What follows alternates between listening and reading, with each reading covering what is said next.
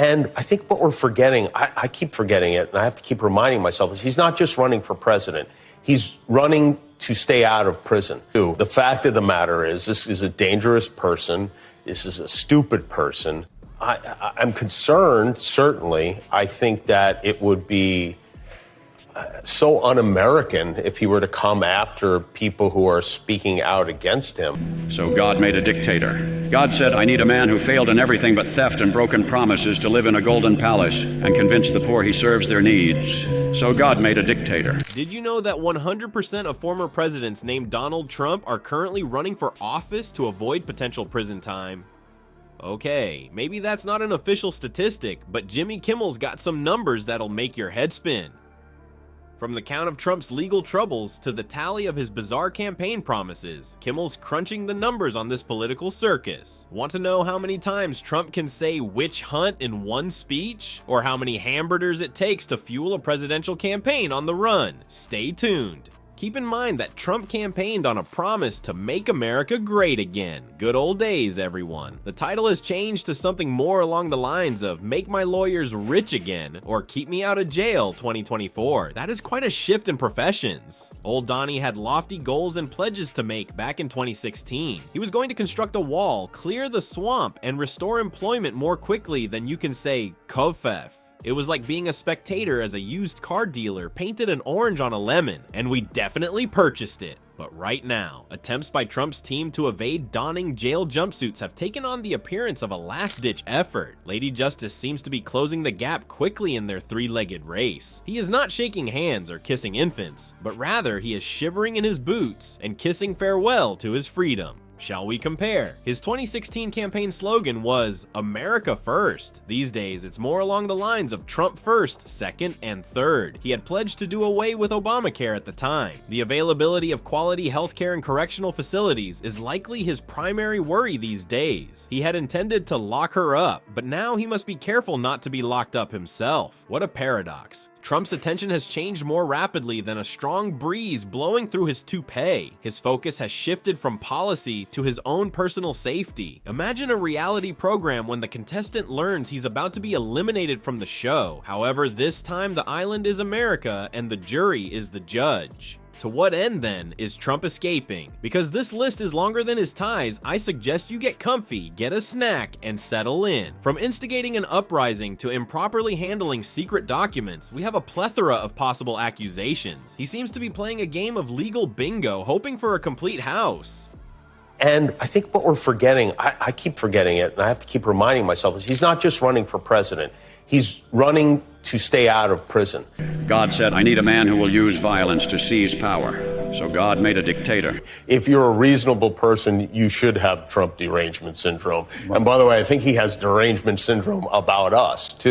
People, Trump is clearly evading the law by running for president, not merely for office. His escape from responsibility is accelerating at the same rate as his dash to the closest McDonald's. There's only a limited amount of time to cross the finish line, which has the appearance of a jail cell. In your opinion, Trump's hair was his most outrageous style choice. Keep your hair pieces handy, everyone. An amazing blame game has been dreamed up by our orange friend, surpassing even his Twitter rants, which resemble nursery rhymes. This time, who is Trump targeting? Warning, the man in the mirror isn't the only one. Negative mood. The fact of the matter is, this is a dangerous person. This is a stupid person. He tried to pressure Disney because of your jokes. He believes CBS should have their license revoked. Because he doesn't like how they edited a 60 Minutes package. Is literally running for his freedom. But it seems like everybody sort of manned, for good reason. God said, I need a corrupt man who is above the law and immune from justice. So God made a dictator. There are more allegations leveled against Trump than a youngster can possibly handle with a crayon and a newly painted wall. However, he is instead pointing fingers at others at a rate that would make Twister look like a picnic. Witnessing a solo performance where the performer balances accusations and denial is akin to being a spectator at a one-man circus. Consider the latest rally he held in Georgia. Trump decided to get personal with Senator Kamala Harris, describing her as crazy and a low IQ individual, since nothing screams presidential like teasing dancing at a playground, does it? But hold on a second. John Kelly, his previous chief of staff, was also the target of his criticism, who he called a total degenerate. He seems to be aiming for a full house in an insult bingo game. Trump, meanwhile, isn't finished pointing fingers. No, it has more stops than a regular bus route in my area. Instead of addressing a sexual misconduct allegation, he chose to publicly shame Google in a recent speech. At this point, Google is treating us much better than before. It was a surprise to me that search engines were involved in the plot by the deep state. Before you know it, he'll start bringing up Bing as an excuse for his hair problems. On his base, this tactic of shifting blame appears to be as effective as any Fast and Furious sequel, but it's also incredibly predictable. His followers seem to be going back for more of the finger pointing that he serves up like a banquet. Experts in politics believe this is due to the fact that it appeals to those who have a healthy dose of skepticism toward power structures. There's this amusement park that Trump has opened up called Blameland, and his supporters get lifetime passes. Nevertheless, the crucial question at hand is, to what extent would Trump attempt to evade accountability? He may begin to attribute his legal issues on extraterrestrials or Democrats from another era if he continues on this path. Perhaps he will accuse the statue of Lady Justice of plotting his downfall for rejecting her advances. The scapegoating under Trump is endless. Leadership, according to Trump, is about as healthy as prison food. The worst part is that his heroes make Al Capone appear like a good kid. Has Trump ever praised Hitler? Yes, you heard correctly. Hole in one, people. This rabbit hole is deeper than Trump's spray tan.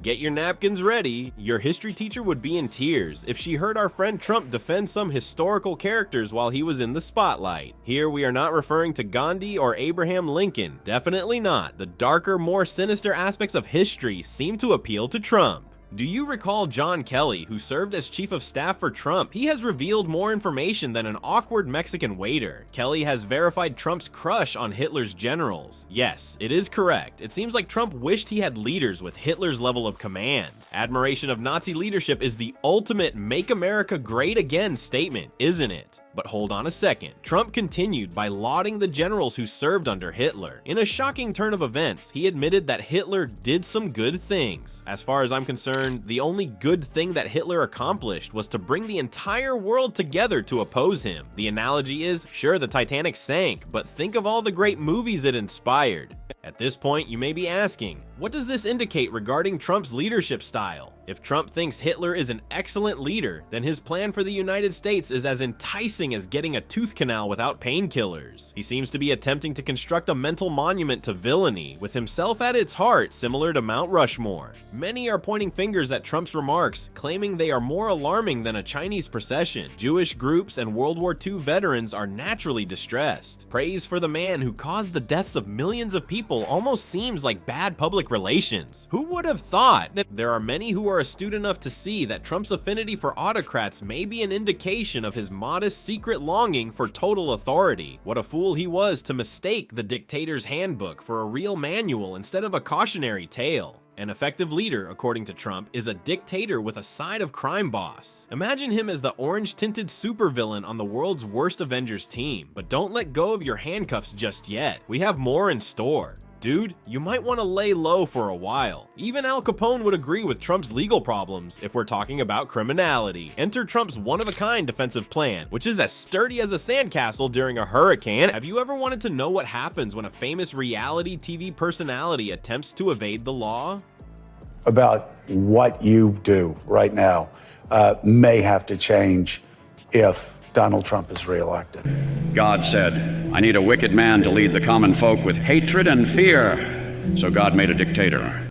I'm concerned, certainly. I think that it would be so un-American if he were to come after people who are speaking out against him.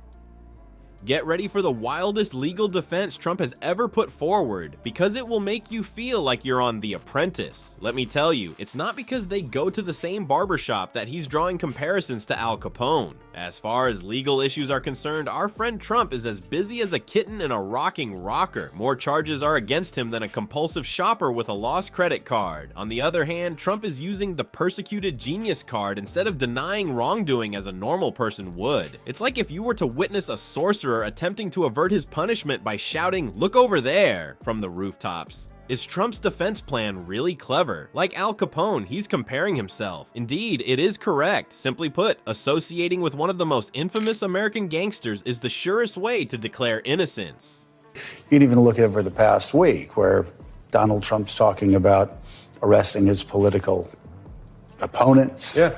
So God made a dictator. God said, I need a man who failed in everything but theft and broken promises to live in a golden palace and convince the poor he serves their needs. So God made a dictator. And on the 8th day, God looked down on his planned paradise and said, I need a man to test the will and goodness of a free people. God said, I need a man whose followers will call black white, call evil good, and call criminals hostages. So God made a dictator.